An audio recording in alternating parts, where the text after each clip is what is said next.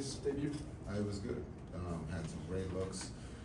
I thought he did a great job in the 16 minutes or 18 minutes that he played.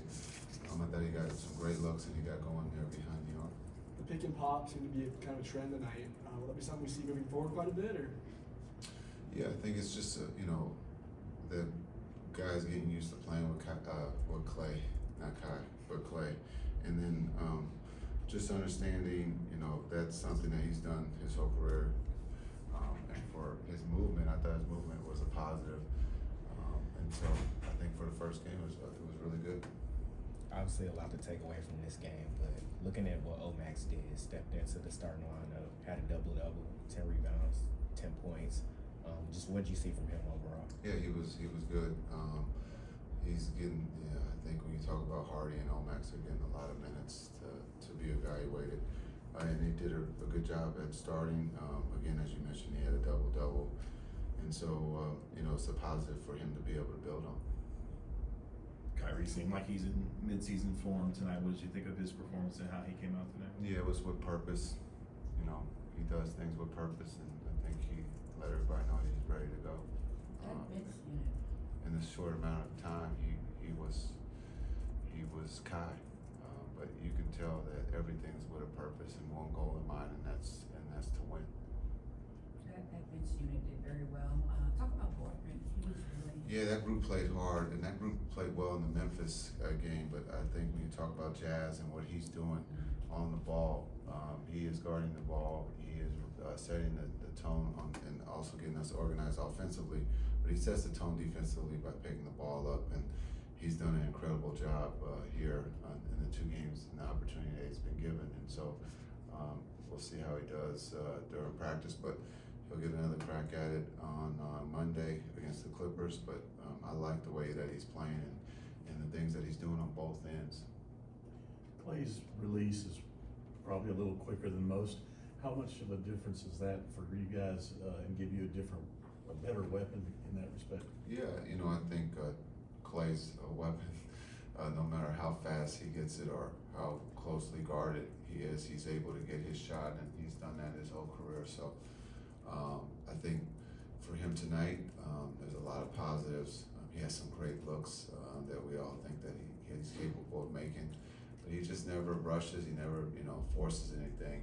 He probably turned down some shots that we would encourage for him to take, but we trust that he's making the right decision if he does turn it down to get something better. There was one play where he, came downhill and found Lively, I think on the DHO action. What's the value of just having smart players who can make those reads, everywhere on the court? It makes the game simple. It puts you in a position to win, and hopefully it gives the smarter you are and the smarter players you have on the floor, that gives you a chance to win a championship. And so hopefully having Clay out there, not just to be able to score or cause a problem, but also to play make. He's a willing playmaker, and he's going to have plenty of chances to play making. You can see that with D-Live. He looked someone off to throw it to D-Live, which was really nice. Coach, when observing Klay Thompson's game, one of the biggest things that people are going to talk about is his shooting. He made 3 threes, but what did you think of his defensive performance? He guarded Clarkson on a possession, then Keontae, and then Lauri Markkanen. He's going to guard everybody. Just understanding the schemes. Right now they're very simple, and there's no trickery to this. We're just trying to keep everybody up front and stay healthy. But I thought Clay did a really good job of guarding, and he's one that was a two-way. He's a two-way player. He can defend, and he takes pride in that. He takes pride in the game of basketball, being able to play both ends, and we're going to need that from him this year. Coach. Coach, just going back to Omax, at the end of last season, y'all said he's a player that could be fighting for rotation minutes. What do you look for him just to continue that growth, to show that he's taking the next step?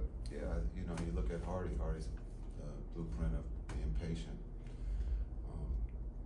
Omax has a couple people in front of him, so he has to continue to keep working. And from what the coaches are asking him to do, and so he's doing that. And he just has to continue to take advantage of his time on the floor.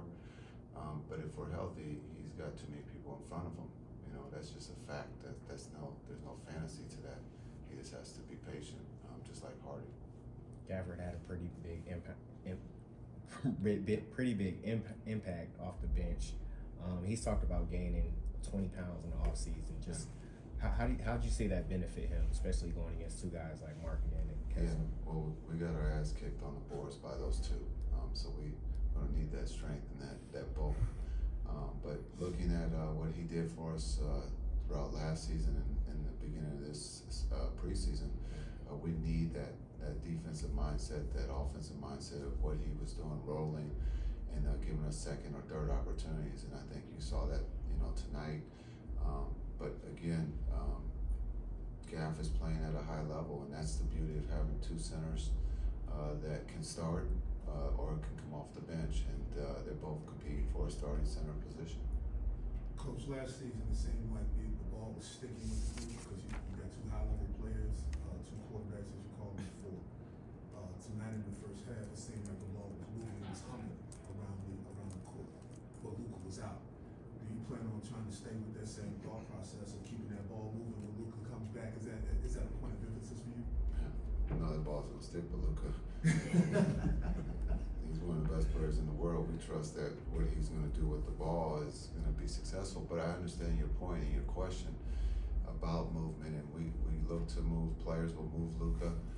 Again, for us to have the group, we talk about Clay and Kai out there. We never had that, and so to be able to ask Luka to move, we can move Luka around the chessboard and put him in the post.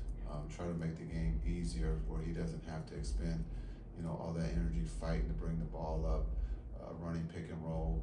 But also Luka is one of the best players in the world, and he's shown that he can carry that load. And so there's going to be times that we do move around and there is flow, and there's going to be times if, I guess what you say, the ball's sticking, the ball will stick with Kai and Luka. And we trust that our quarterbacks are going to make a decision.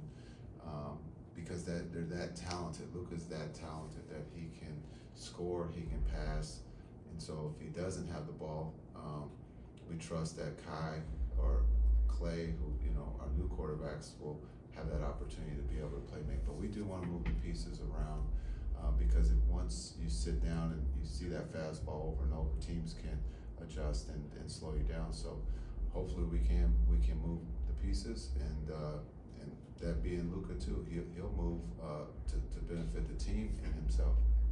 Being halfway through the preseason now, how concerned are you and how eager do you want to get that projected starting five for your group out there before the regular season begins on October 24th?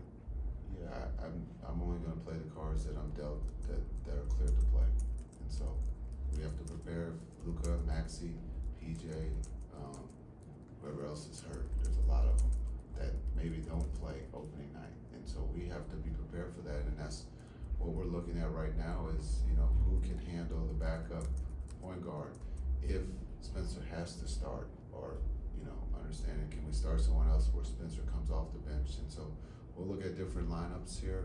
We have 2 games left, one in LA and one at home, just to see and be prepared, if some of the guys that are hurt can't go, on the 24th. All good? Thanks, Jason.